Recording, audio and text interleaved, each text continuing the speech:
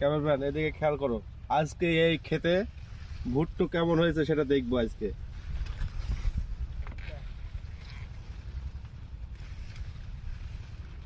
সেই হয়ে গেছে, এখন আমরা দেখবো এর ভেতরে কি আছে।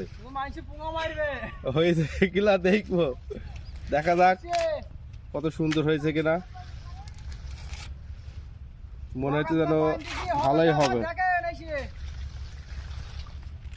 কেমন ফলন হয় দেখা যাক। এবছর চাষিদের তো খুব বাঁশ যাইছে,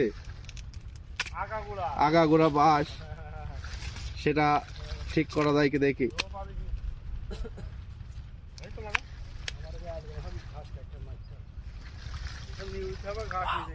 ওয়াও, সেই সেই সেই একেবারে।